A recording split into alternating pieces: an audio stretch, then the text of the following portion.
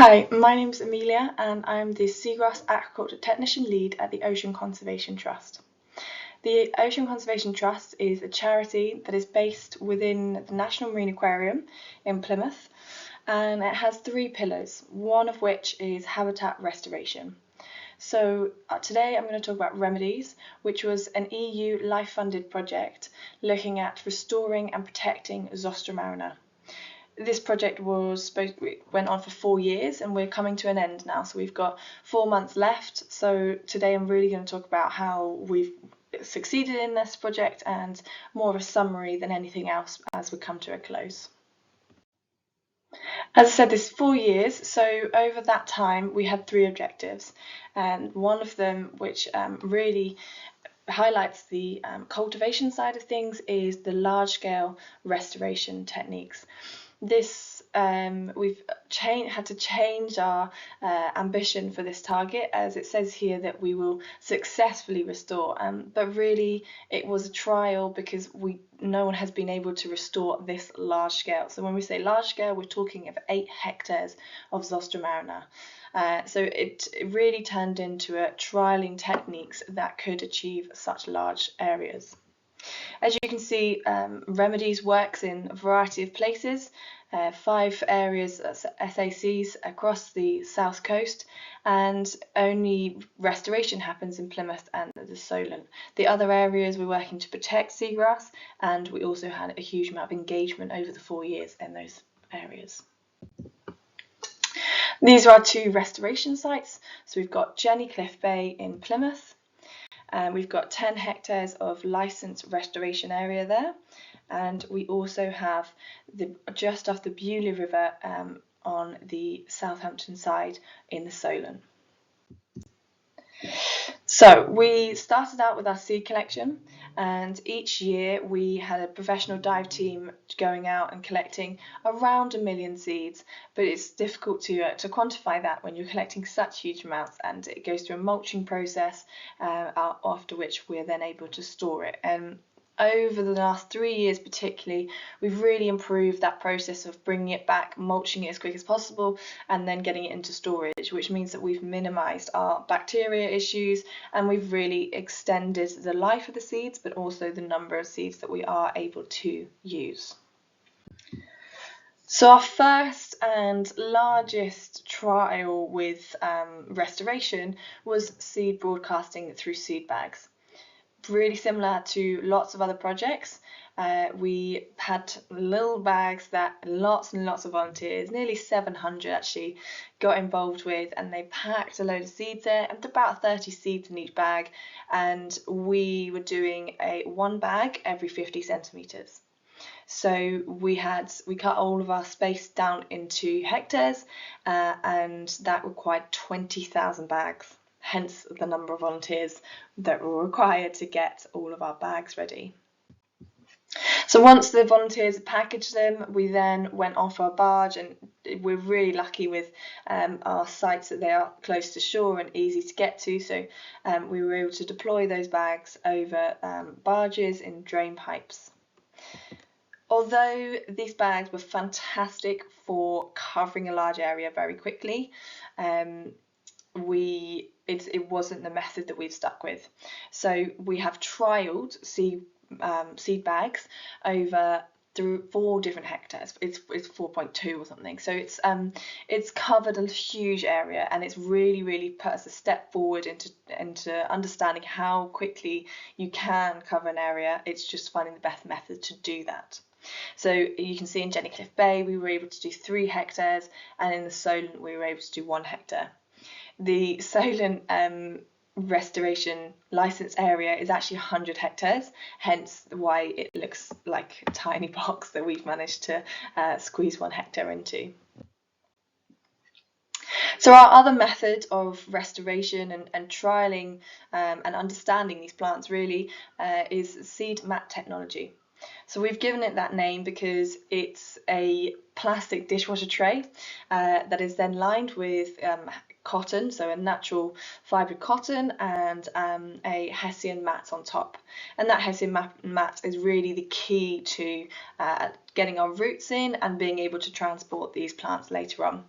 So we then cover that a huge amount with horticulturally sterilised sand, and after we've let them settle, we plant 100 seeds in each pillow.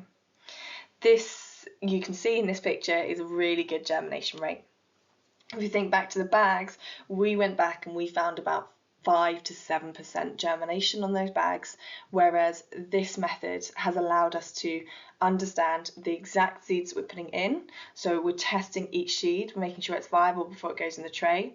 And we've increased our growth rates from germinating at about 10 to 20%, and now we're really always hitting above 35%, and we're getting up to the 69% more and more. As you can see in this picture, there was plenty of very healthy little seeds. So this is after about 4 weeks they've come through and they are starting to develop into proper plantlets. We have had multiple setbacks in the lab, largely being we were reduced in when we could take them out. So the idea is that our lab space is a growing facility, but it's not a long term. We've only got about 30 centimetres of water here above the pillow, so it's really an area that we can cultivate plants and then we can transport them out into the natural environment and cover some of the restoration site. But when we've had our setbacks, it's largely been not being able to get the pillows out the mats out as quick as possible. So these ones here, for example, were left for, I believe this is 6 months, just over 6 months. Previously we were aiming for 4 months, so they weren't too big and they weren't covering each other. You can see there's quite a lot of pillow coverage here, which is going to be limiting the smaller plants. But it's a great sign. It shows that we were able to develop plants, very healthy plants, in the lab, and those small black areas that you can see, they are where we put nutrient balls in. So after about 6 weeks, we found that our aquarium purified beautiful water was not supplying enough nutrients to plants, particularly as they got older.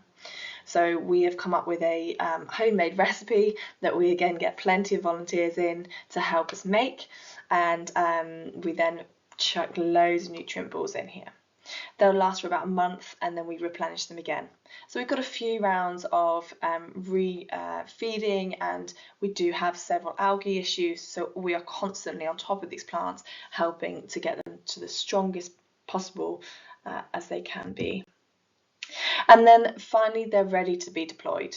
So we have a variety of monitoring techniques, some of which happen inside the lab, and then this cork ball is being used to identify this particular mat, so that when we go back month on month later, we can see exactly how that mat's doing. And our deployment is not small. We are able to deploy 150 pillows a day. This one here is 100, but it does require 2 vessels, big dive team, and lots of coordination. Always setbacks with the weather as well, but it is a task and a half, which we have managed to do. So you can see here we have, in the bottom, we have the pillows that we deployed in 2022, and we had a bit of a different method at that time. We were trying to cover as much space as possible with these relatively small units of material. So they're only 50 by 50 centimeters. Even if you have 100 of them, that's not going to cover much space. So we changed that up, and we also made it easier to monitor. So you can see it then in the top side, we've got L1 and B2, for example. They are the things that we deployed, the pillows we deployed in 2023, and then we are on Monday we are going to repeat that. So this is then our final round of pillow deployments, The spacing that we've got there is really important. We have been over this site with ROVs, divers, and we have tried to find spaces that are not only commonly covered by kelp, but also have the perfect sediment type. The pillows are, the mats, sorry, they are particularly easy to get to the seabed to pin in, but the problem comes when we have high turbid water. It will then change the sediment type to more shingly, which we want to avoid for these plants to develop. So this is our method of deployment. This black thing is the cage that you saw on the barge, and then we'll have 2 divers working on a 30-metre transect and deploying these pillows, these mats, at 3 metres apart from each other. This is just one side, so then we can get another side from the cage out. And what this shows really is that we can cover a decent area quite quickly. Within 2 days we have covered this entire space, and it's 0.25 of a hectare, so it's not going to be equate to the space that we can cover with our seed bags in 1 day, but it is a different method of getting these plants into the ground, and also it's a more insurance way of doing it. So we are putting actual plants in with really, really dense root systems, and we are hoping that that will encourage other growth. These different colours that are going on here is because we also trialled a blank pillow deployment. So the greens are where they're live, they've got plants inside them, and we wanted to experiment with looking at whether the blank pillow, so just the hessian by itself, is able to stabilise sediment and encourage growth in and around those spaces. And the results from that have been incredibly positive. We have gone back, bar the winter where we weren't able to get out thanks to weather, we have gone back month on month, and we have seen some really, really nice results. This was actually on the day of deployment. As you can see, it's a monitored pillow, and when we were deploying it, the root structure underneath those crates was so dense that it had to be ripped off, and it really is, it's so difficult to pull apart, and it's a real intertwined, really strong mat. Basically, it's created its own mat underneath, and it just shows how powerful these plants are. They are really creating a barrier in the seabed, and hence all of its ability to sequester lots of different parts of carbon, particularly into the seabed.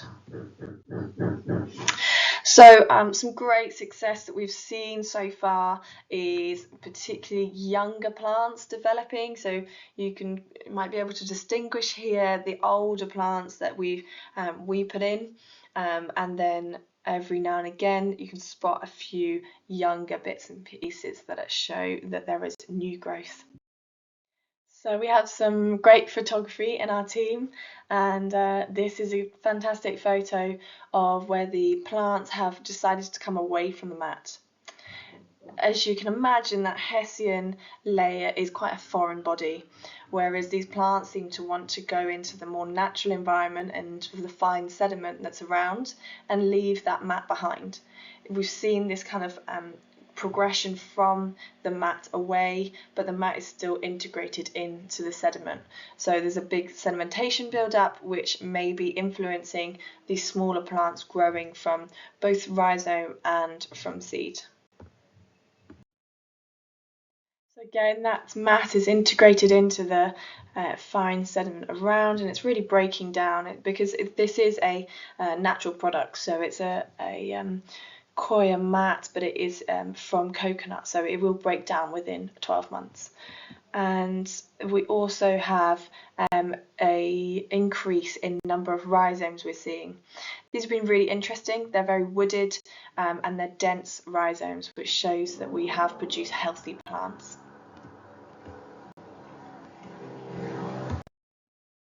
There's a bit of an insight into the plants being able to move off of that mat and just how frequently we're seeing it.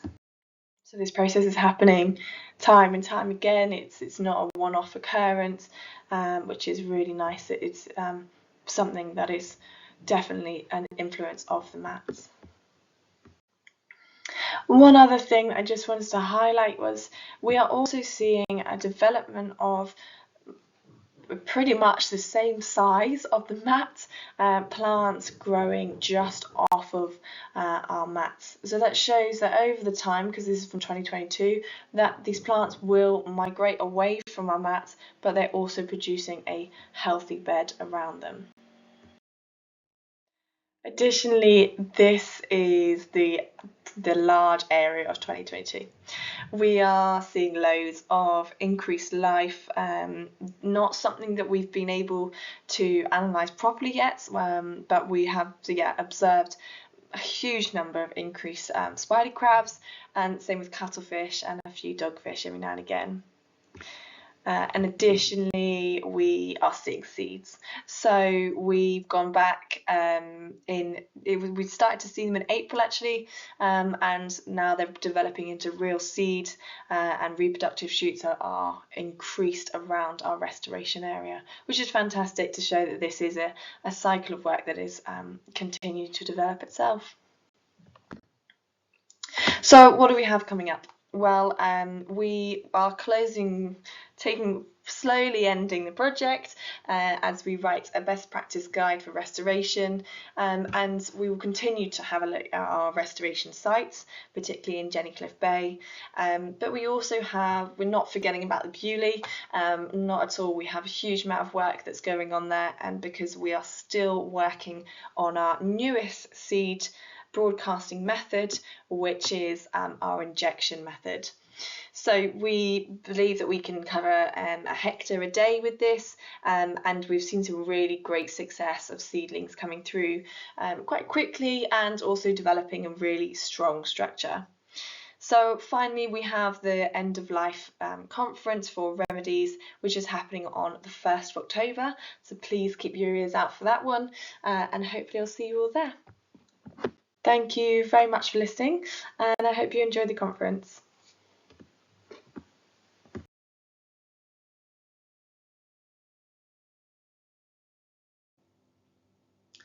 Hello everyone, I'm Judy Power and I work for the Tees Rivers Trust.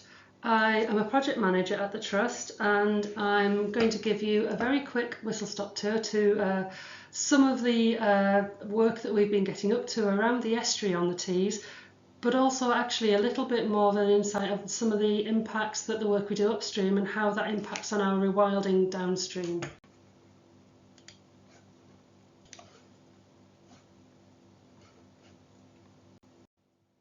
So a quick whistle-stop tour of who we are. We're the Tees Rivers Trust. We are one of the many independent rivers trusts around the country. We are small but mighty. That's not quite the full team that you see in that picture that was taken at our Christmas party, right at the top end of the Tees in gale force conditions. But we are a team of 15 and we work predominantly up and down the whole of the Tees with a source to sea approach. So we take very much that holistic approach to whatever we're doing at one end of the river has an impact on the other end of the river. We're a not-for-profit environmental charity, and we've been going, as you can see, about 16 years. So to give you a quick overview of where the Tees is and where we spend most of our time, it's one of the larger rivers on the northeast coast of England. It starts right at the top of the Pennines at Crossfell and flows all the way down to where it meets the North Sea at Teesmouth. It covers an awful lot of reservoirs. There's an awful lot of tributaries that also feed into that. So there's quite a lot going on within the whole of the river.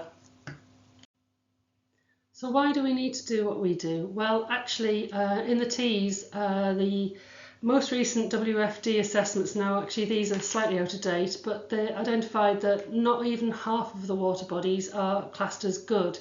And as we all know from recent press and public news items, that actually freshwater and marine systems actually are most impacted by climate change, and equally the habitats that need those systems are under an awful lot of pressure from increasing changes in temperature and in the global climate.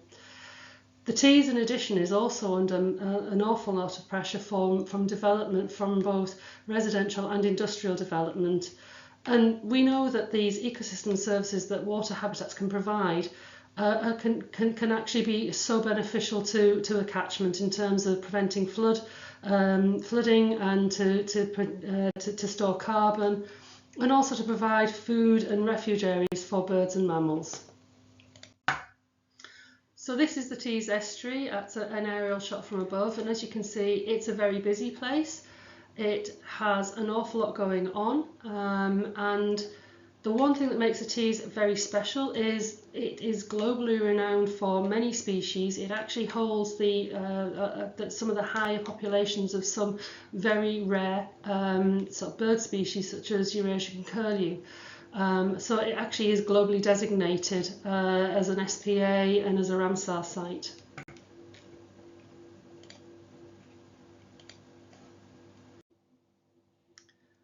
But there are many challenges to restoring life and species and habitats to the estuary. Due to industrial development, as you can see in the picture here, the map from 1800s shows the estuary in its old form. So you can see there was a great amount of, it was quite a large estuary with quite a lot of mudflat. And as you can see from the overhead shot now, a lot of that has been infilled by industry particularly. And so we've lost about 93% of the habitat that was available to bird species and mammal species. And the estuary has been used and abused for many, many hundreds of years for industry, from the Middle Ages, for example, for transporting salt from the brine fields that were found locally. So equally, because of the use of transport and the easy access to the North Sea, the estuary has always had, it's always been used for getting goods in and out of the estuary and out of the river. That's led to having some very heavily modified river banks. So as you can see from that picture, that's a very straight stretch of river that's been artificially built. That's been to enable ship passage up and down. As ships got bigger, the river needed to be straightened, it needed to be increased. But it's also been created using clinker and steel slag from the steel furnaces. And there's not a lot of space around that riverbank for wildlife to thrive. The Tees is very renowned for the industrial legacy of contamination. Many people will remember the issues of the crustacean death a couple of years ago. The Tees was used in the 60s and 70s. It was the hotspot for heavy chemical and heavy industry, so process industries for steelworks, for iron, and also for chemicals, for producing fertilizers, paints, and other sort of nasties. And that's led to a patchy history of water quality.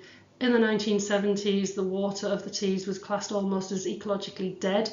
There are all sorts of stories of the water being black and smelling. Currently, the current water quality is a lot better nowadays, and we are monitoring very closely. However, everything fails for chemical content, and only 10 are classified, none of the water bodies within the estuary are classified as good, and most of them are classified below what's classed as moderate. So we decided when we went down the path of working in the estuary back in 2018 that actually it would be beneficial to help nature to help restore itself. So using nature to heal itself, and having worked on a trans-European project called Immerse in 2018, we were able to look at the habitats that were prevalent in the estuary and identify which ones we thought stood the best chance of restoration. In 2021, we also secured funding from the Green Recovery Challenge Fund, which has enabled us to set up a nursery and to start looking and actually starting to put that research work that was started in the Immerse project into practice. So we looked at creating small refuge mudflat sites, trialling seagrass meadows, and reintroducing native oysters. More recently, we've also secured further funding that will enable us to look at multi-species approach to creating reefs with mussels and oysters and seaweed and seagrass to create nursery habitats for many species to actually look at creating a biodiversity reef rather than just a one species reef.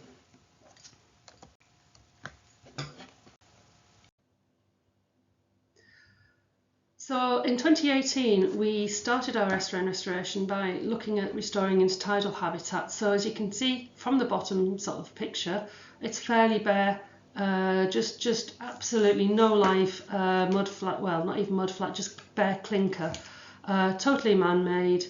And so we looked to creating structures that were more natural, so natural materials such as coir, which we planted up with intertidal plants. And the idea is over the tidal cycles, the tide will wash over those and it will leave mud, which will accrete in time to create proper bare mud flat. What we've discovered from surveying is that is already happening and it's already creating mud flat. So as you can see from this picture how it looks when completed and when the tide is in, that's creating, at the moment, it's creating a nice sort of habitat. We're finding signs of marine invertebrates on there. And we're also finding sort of species now starting to use it for looking for food.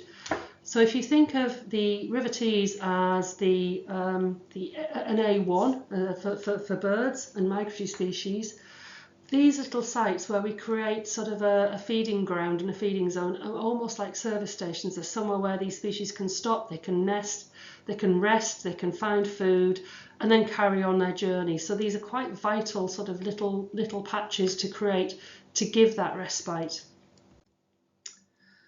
Why were we looking at seagrass, mussels and oysters? Well, one of the reasons was the work we were doing on the intertidal restoration also threw up sort of information on what was once prolific in the Tees.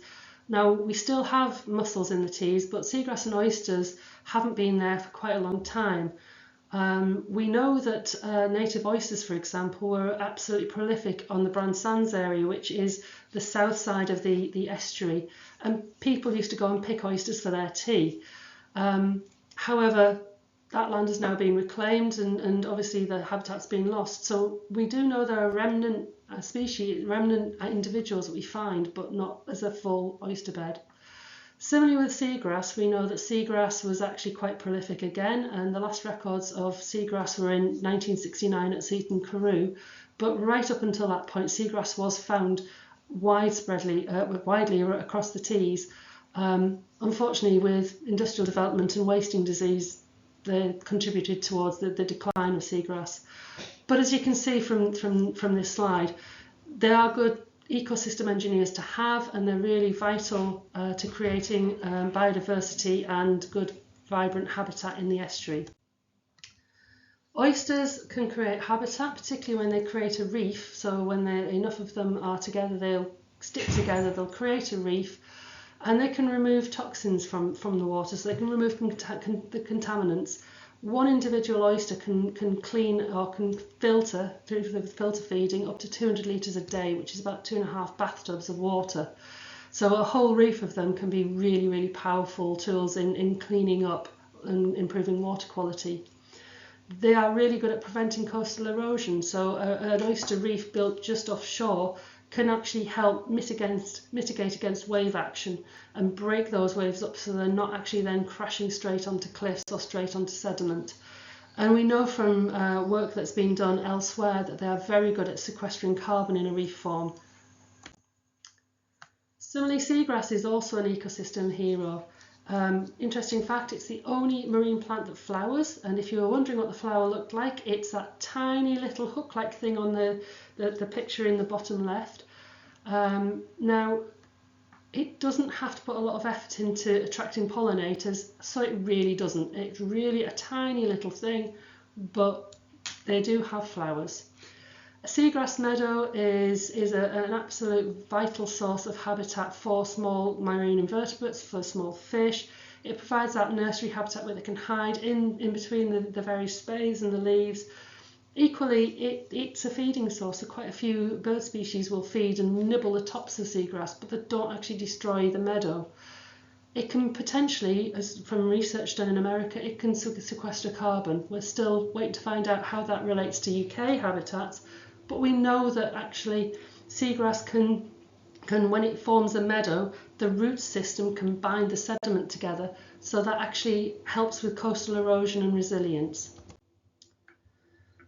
So having secured seed corn funding in 2021, we managed to secure a site in 2022 to start work on building our seagrass work and our oyster work. As you can see from the picture down below, that the first overhead picture, that was the site as we saw it at PD Ports, absolutely bare, nothing in it. And we managed to secure the site courtesy of their support in kind. And we had our first 3 units installed in the August. We had our oysters delivered as well in the September to install into the nursery at the marina, and our first seagrass seeds are being processed. And I'm very pleased to report that we are the Northeast first, and we are the only at the moment terrestrial seagrass nursery. We're very proud of that. The nursery is now fully functioning, so we have watered straight direct from the docks. We grow everything in local sediment. We're part of the seagrass nursery network right across the UK, so we're feeding everything we learn into that. We're getting support from them and learning from them. We installed a polytunnel last year, so our seedlings can then go out into a more natural environment with water temperature the same as the estuary and natural light. And we're on our 2nd year of planting in the nursery. Last year we harvested seeds that we grew ourselves from our donor site, and we replanted them earlier this year. And the idea is that we want to create a seed bank to put seeds back into, so if there was a worst could happen to the donor sites, we've got seeds, we've got plants, we can then go and we can repopulate those sites. Back in September 2022, we put in 20 oyster cages in the marina at Hartlepool. The reason behind this was to find a reasonably protected environment. Hartlepool Marina it's got a locked environment, although locked doors are opened and closed regularly, so that does enable any breeding to pump larvae into the estuary should it happen. And we set up monthly monitoring sessions with volunteers. Now, over 12 months on, so we're now sort of 17, 18 months on, and we now know that we have a very, very high survival rate, so about 95%. Our highest mortality rate was during the heat wave last year in June, and we really rarely get many mortalities when we check on them. We have a waiting list for volunteers to come and monitor. I think the sea squirts that grow around the cages are quite a good attraction for a lot of people because they like pressing them and squirting their fellow volunteers. We set up a second nursery just a few months ago at Hartlepool Docks just to start comparing stats, and we found more than 30 species in both sites in the cages so far. The reason why this is important is our next step is to look at a third site in the channel. We want to make sure that actually we put another nursery into the main water body of the Tees and check on that and carry on trialling to make sure that the water quality is high enough to be able to keep those oysters alive and so that they will thrive. And the reason for that is our ultimate goal is to provide a reef and to create a reef inshore for the oysters that will then help with improving biodiversity and water quality. Finally, we've got a spatting pond set up, and that is, it looks like just a big massive tank on site, but the purpose behind it is we will put some substrate in the bottom, so we have culch that the Wild Oysters Project have loaned us. We put that in the bottom and we'll fill it with water from the dock, so Tees water.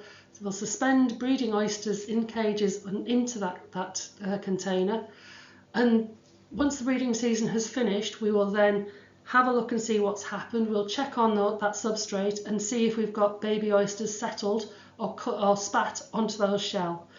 If we're hoping that works, and if that does work, then we'll be able to give the wild oysters some spatted shell back so they can then put that into their oyster reef off the coast of Durham and help with boosting that population of that reef.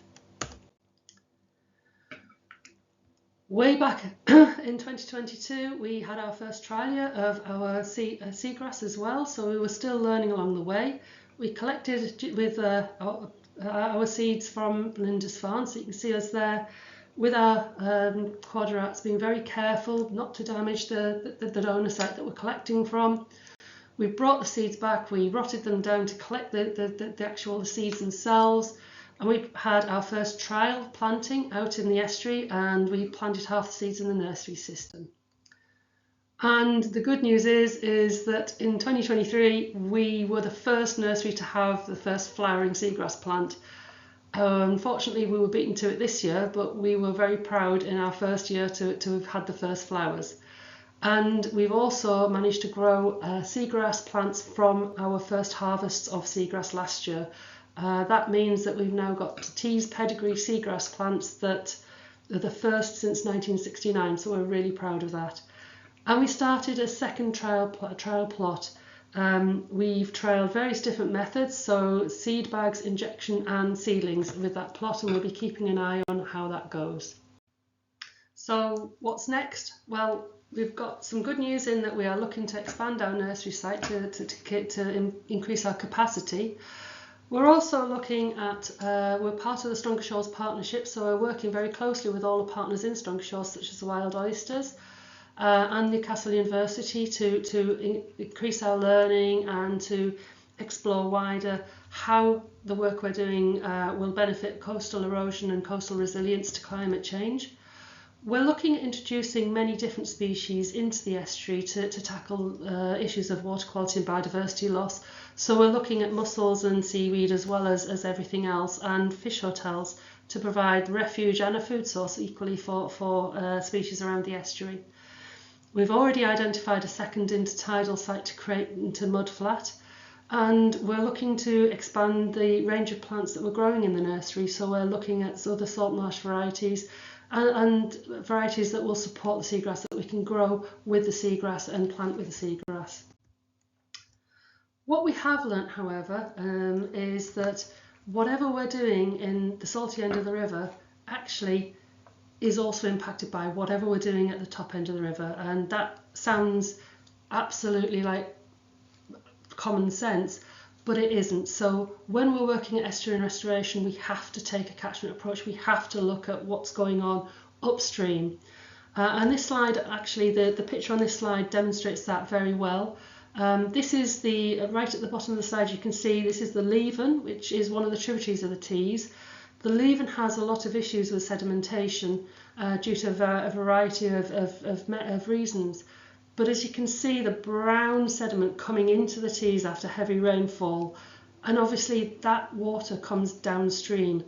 Similarly, any contamination from metal mines up the North Pennines from historical mining, that also has an impact on the water quality down at the estuary. So we have to take a catchment-wide approach, because we can plant seagrass and we can create an oyster reef, but that actually, without the work at the top end, the work may come to nothing.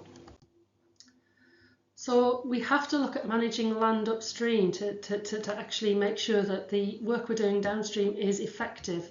So one of the things we do is we use nature to control the flow, to make sure that sediment isn't just washed down in one load and there's not a deluge of flood water, but we actually control the flow and use natural ways of shaping the river to make it move faster, to shift sediment off the bottom in a controlled manner, to oxygenate the river, to shape the river. We're using natural methods with reeds and things to make sure the river looks and works as it should, and that helps with it loaded with the way it transports the contamination or any other issues downstream. It's in a controlled manner.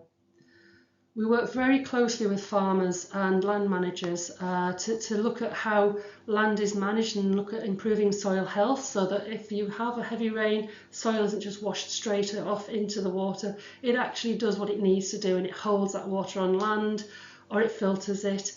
And we also look at building things like sediment traps. We advise them on how to put fencing up to stop livestock trampling into watercourses and causing fecal contamination, and various other different methods that will actually make the water that's coming downstream to where we're planting our seagrass and working with our oysters, to make sure that that water is actually as clean and actually as a high quality as possible. And finally, the Tees has always had an awful lot of industry and an awful lot of businesses going on.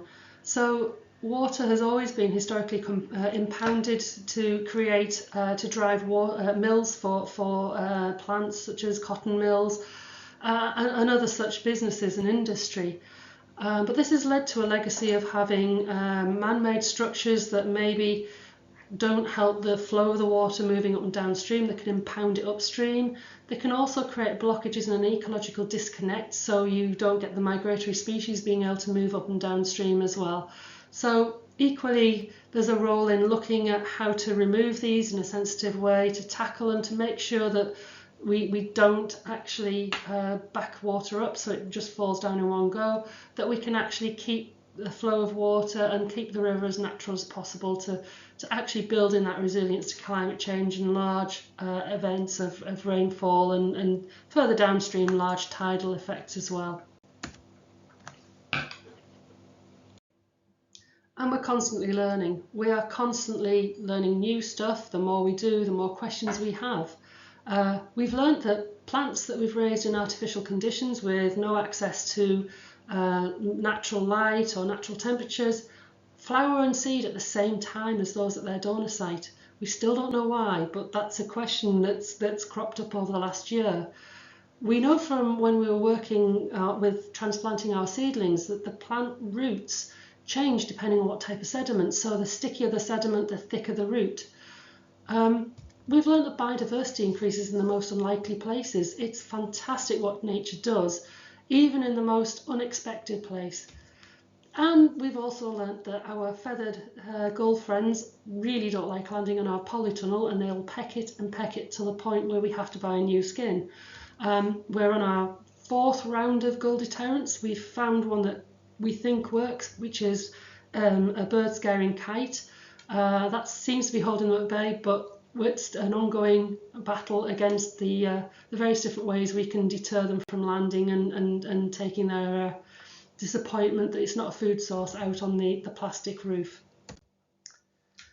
And our first planting site. So we planted our seagrass bags at the North Gare in Teesmouth. Now our seagrass bags were planted where you can see on this picture where about 2 meters depth into the estuary. Now the black shape or a dotted line shows where there was a clinker line, like almost a clinker dune that had started occurring. And as you can see from the coloured lines here, over the years that has changed shape. But the more important one is the orange line was this clinker dune or bank. It created almost a clinker spit, and it created a lagoon behind it. And that's where little terns like to nest. And that was what it looked like in 2021 in the September as we planted towards the estuary side of that line. So we were planting actually where the legend is. That's more or less where our bags were planted. The following week we got calls from people asking what had happened, what would we been doing. And when we went down to check, the clinker line had gone from that orange to that red. And that happened in a week. So the clinker shape of that bank, the clinker bank had changed shape to follow that pattern of red. We still don't know what happened. We suspect there'd been a storm out to sea that had pushed a massive amount of sediment up. So it threw all of the rocks that were in clinker that were on the bottom of the estuary up onto that spit. But it also created and cut off that lagoon as well. And finally, the other thing that we've learned, other than never underestimating the power of nature, never, ever, never suspecting where nature will thrive, we've learned that as we're a small group and we're a small team, we really need the help of volunteers. And we never underestimate the power of putting a call out to have people to come and help. And people will come and they will pitch in and give their time and do the most strange things, but they just want to give us a hand.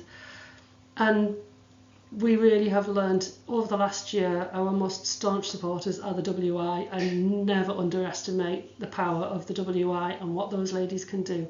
They're a phenomenal source of support. Thank you very much for listening to me. If you've got any more questions, please drop me a line on my email address, or for more information, there's the QR code there, or visit our website at teesriverstrust.org. Thank you for your time.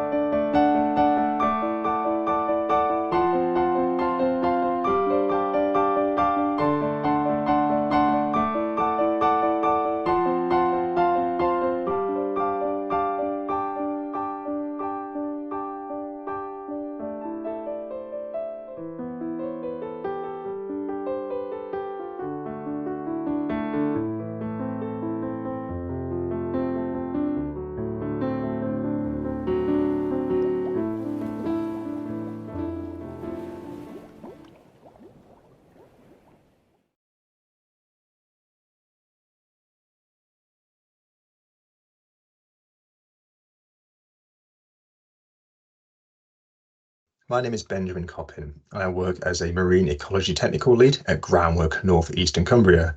Groundwork is a charity dedicated to environmental sustainability, community development, and promoting greener lifestyles. As part of the Rewilding Hope Conference, I'll be focusing explicitly on our Wild Oysters project, which is being run by Groundwork and some other partners.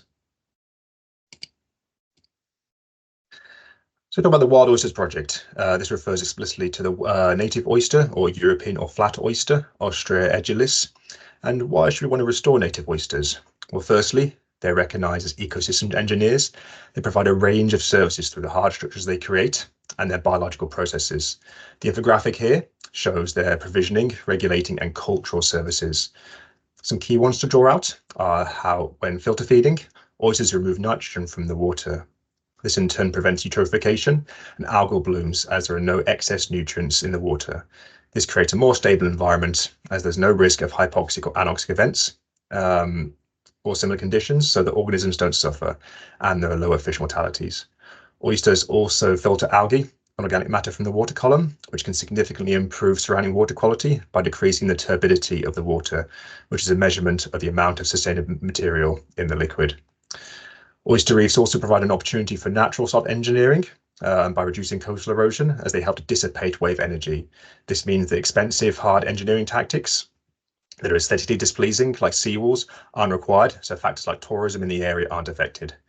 Essentially, although native oysters are very small in size, they're capable of making some big changes, helping to keep our oceans healthy and resilient. Got a video to show you here. In addition, the water filtration capacity of oysters is vast, with each adult oyster capable of filtering over 200 litres of water per day. Imagine how much water a whole reef could clean. The video here shows two tanks, one with oysters and one without. You can see how over the course of just a few hours of the oysters filtering, the water quality is vastly improved. Oysters are important for improving water quality and clarity in our seas. Novel techniques to remove nitrogen from the coastal ecosystems are now being explored. One of these techniques involves using oysters and their habitats to remove nitrogen via denitrification. Oysters also remove phosphates and excess sediments from the water as well as part of their filtering.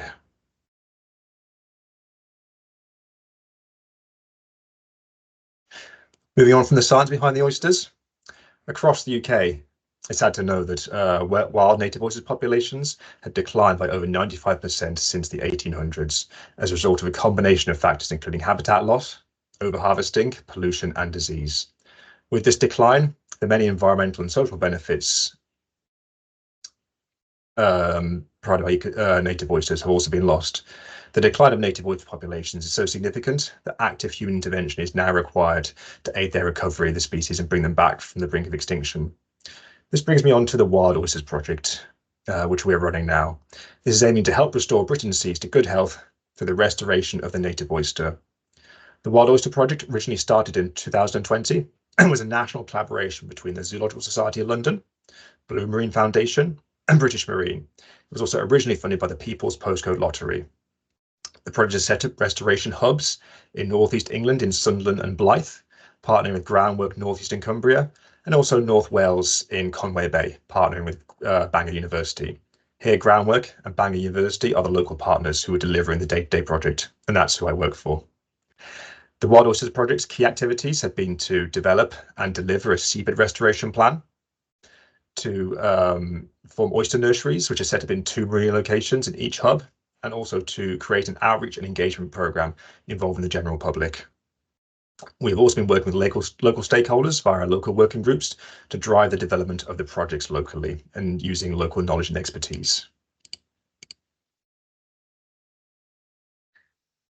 It's worth being clear that the project is now funded by the Stronger Shores Partnership, which itself is managed by South Tyneside Council and is helping to make Britain's coastlines and communities stronger in the face of flooding, coastal erosion and climate change.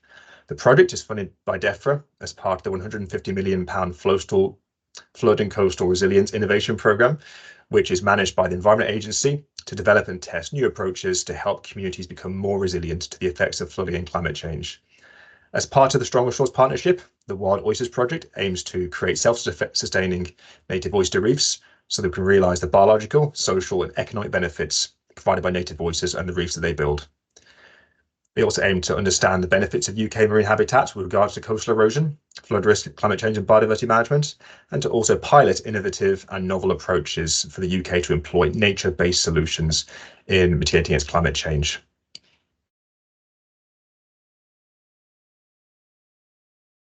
Per se, one of the main things the Wild Oysters Project is delivering is the creation and maintenance of oyster nurseries in key marinas at strategic locations. Here you can see some pictures of the setup of how this works. How this works in practice, you can see on the right-hand side, some metal cages. This is what makes up the nursery. Each of these is made of wire coated in plastic, and each of these holds 27 oysters. These are then housed within a separate cage on the bottom you see there, and then these are suspended in the marina below the boardwalks. An oyster nursery is worth defining. It's a microhabitat in which hopefully the oysters will reproduce and release oyster larvae to help form our reefs. They also act as a key centre for the education and outreach of local communities as well.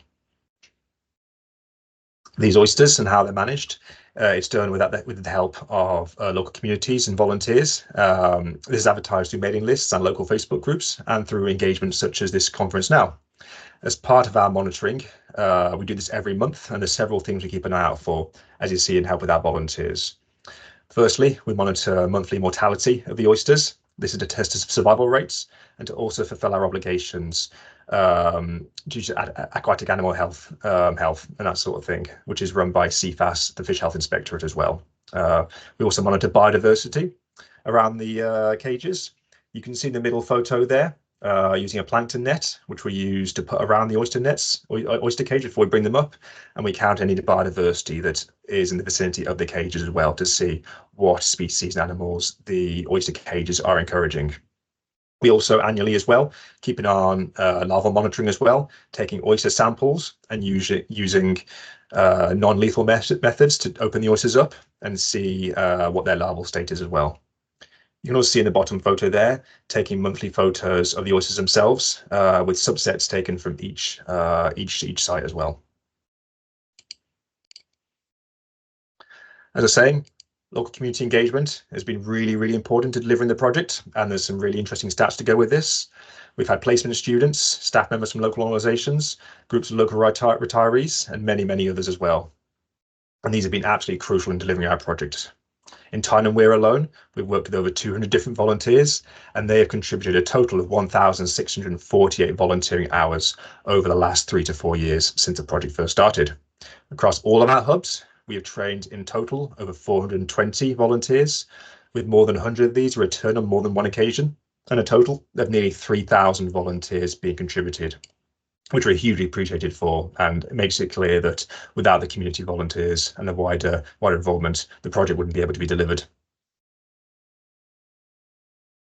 terms of the oysters themselves that we've monitored at the marinas, to date at Sunderland, we've counted and identified 14,862 marine organisms in total using our biodiversity monitoring nets. Of those organisms, we've counted 79 different taxa and species, including critically endangered European eels, worm pipefish, common shore crabs, common goby, blue mussels, butterfish, and the cork ring wrasse. In addition to utilising the volunteers for helping with maintenance and monitoring, we're also running a formal education programme as well. We created this education programme for pupils between age 8 and 11, or Key Stage 2, and 11 to 14, Key Stage 3, aiming to inspire the next generation of marine stewards, including school visits and presentations, links to the national curriculum, and scheduled visits for our students at marinas. At Sunderland, over 88 education sessions have been run, reaching over 10,500 students, including online reach as well. Across all our national sites or hubs, the Wild Oysters Project has surpassed its original target of reaching 12,000 pupils, with a number of in-person sessions alone reaching, with in total reaching over 30,000 students, including online engagement as well. Moving on from the oyster nurseries themselves are our key restoration activities. As described earlier, the development and delivery of a seabed restoration plan is a major aspect of the Wild Oysters Project. In practice, this means the creation of an oyster reef offshore, so the associated benefits around coastal protection and environmental improvement can be tested and to see where they work in reality as part of the stronger shores funding. In the next few slides, we're going to summarise our summer 2023 engagement restoration activities. So since the project started in 2020 to 2021, much of the next couple of years was spent on site selection work to identify locations in the Tyne and Wear area that could host and maintain a thriving oyster reef. A huge number of factors were considered. I'll summarise those here. It includes environmental variables for the surviving and thriving of oysters, such as temperature, larva supply, that sort of thing. Interactions with industries and other users of the marine area, so they can coexist with other users. Proximity to oyster nurseries, substrate as well, and many, many others. Following the completion of our scoping surveys, a local consultation, and also including a lot of public engagements, our marine licenses were awarded for 3 sites between Sunderland and Newcastle. In September 2023, we finally commenced our seabed restoration activities, creating an oyster reef off the coast of Whitburn near Sunderland, 75 metres by 100 metres inside, and a proposed height of 10 centimetres. We deployed 750 tonnes of culch, including scallop shell and local stone deployed from Whitburn, approximately 1 mile offshore. It's worth defining that culch is material, bivalve shells or stone, which is laid down on oyster grounds to provide points of attachment for the oyster larvae in the water column, and this forms the basis of a reef. Moving on, you can see a video of this in practice.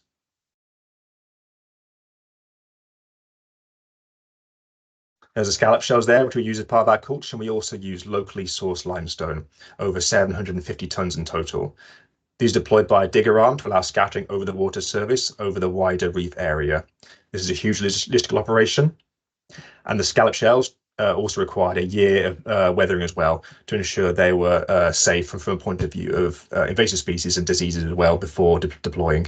The stone was sourced locally as well. And once this culture was down, it was ready for the deployment of the oysters themselves as part of the wider reef. So yeah, several weeks following the deployment of the culch, 10,000 live native oysters were sourced. These were cleaned over the course of 2 days in the North Shields Fish Quay. You can see in the bottom left there, and this is with thanks to the help of 100 volunteers who came from all over the local area, including as far south as Middlesbrough. Once these are cleaned, I should add as well, these were cleaned from a biosecurity point of view. Once they were cleaned, you can see the right-hand side there. This is taken out with the help of local fishing industry boats. These are deployed by hand in a 25 metre by 25 metre box in the middle of the wider reef site. The development density of oysters was 16 per metre squared, and following early inspection using a drop-down video, it looks promising. There's been a good even spread over the culch, and however, as it stands, due to weather, we've been able yet to go and complete our post-reef deployment monitoring surveys. We've been monitoring the situation throughout all of winter and through to summer, since October. We haven't yet had the chance to go out yet. However, we're hoping to do this in the following few weeks, at which point we will be using video surveys and ROV and other such things to go and see where our oyster reef is and what the associated biodiversity is as well, in conjunction with a control site, which is next door to our full reef as well. One thing that's really worth putting out here is the press coverage. You can see on the right-hand side here a BBC article which accompanied the deployment of the reef at the start of October. And then as well, just several weeks ago, you might have seen on the One Show, we also featured as well in a segment last month, which was really great to see, and focused particularly on our community involvement and engagement side as well, with several volunteers being interviewed. So following the deployment of our reef last year, and also the ongoing work with the engagement, there's several lessons learned to consider in terms of engaging on the oyster reef development. In addition to our previous engagement methods, including placing posters in strategic locations around our consultation, joining regional fisheries groups and placing articles in local fishing publications, we'll be looking to better reach and engage local fishing and potting industries and communities who are underrepresented on our project currently. By better engaging fishing communities local to our project area, we hope to increase our content networks and involve and inform more fishers and potters about what we are doing and where we're doing it. Through this, we also hope to take more account of their activities and areas of interest in our planning. In addition to increasing ongoing face-to-face engagement as well at the marinas, the local fish quay and other strategic locations, we hope to organise several open consultation meetings prior to our next reef creation activities to share upcoming activities with wider community members, to ensure all of those who are interested in the project are informed and can get involved as they can really, and we'll take their feedback on board. We're also hoping to increase the involvement of the fishing industry directly. Through our engagement in 2023, we gained contacts with local anglers and fishers whose boats we chartered to help with our reef deployment, feeding project money back into local industries. We also conducted a large-scale volunteer-led cleaning of the 10,000 oysters in the fish quay, as you saw in the photos. This allowed the project to work alongside local fishers and potters in areas where they worked, providing invaluable opportunities to demonstrate our work firsthand and engage with anyone passing through, massively increasing our reach engagement. This is something we're hoping to repeat again in the future. In terms of licensing, the marine licenses from the MMO just required to deposit culture material in the seabed, were expensive and time-consuming to acquire, or at least more so than we had planned for. Therefore, in the future, we'll be looking to factor in additional time and budget to consider these properly. We talked about storing the culture earlier for a year for biosecurity reasons to allow for weathering. Identifying locations to store tens of tons of culture was challenging and costly. Going forward, this should be a consideration to site selection initially, rather than more of an afterthought. Mobilising the movement of large volumes of culture material is also very challenging from a logistical point of view to align with weather windows and vessel availability when it comes to loading vessels and deployment of culture material at sea. So again, this is something else to consider in advance as much as possible in the future.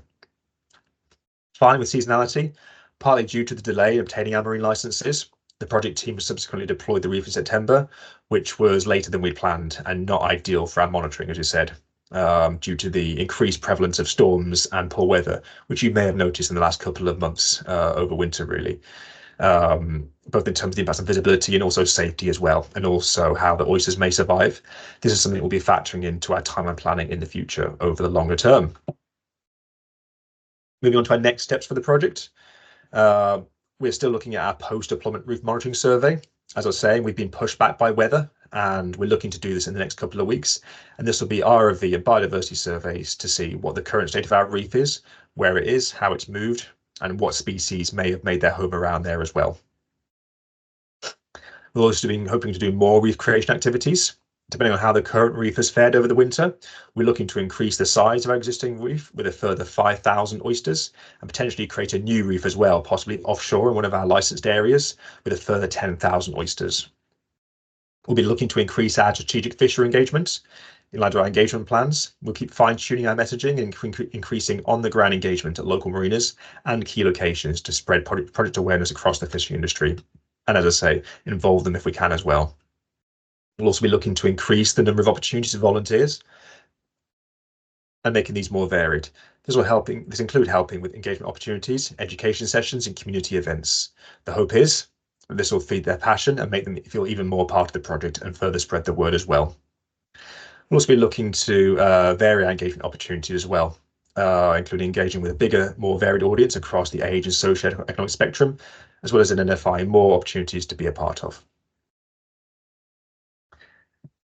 Finally, if there are any questions, please put these in the chat. Thank you for listening. My contact details are there if you want to hear more about the project or where we are. I'm always willing to take questions and calls on that. And also, if you're in the local area as well and want to be involved, please do feel free to get in touch because we'd love to have you as well. Thank you very much for your time.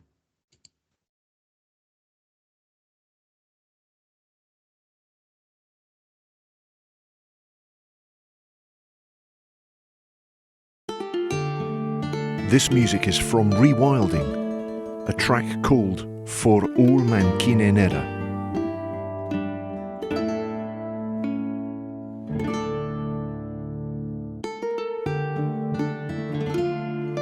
The words come from the Ormulum, a 12th century text in Middle English by a monk named Orm.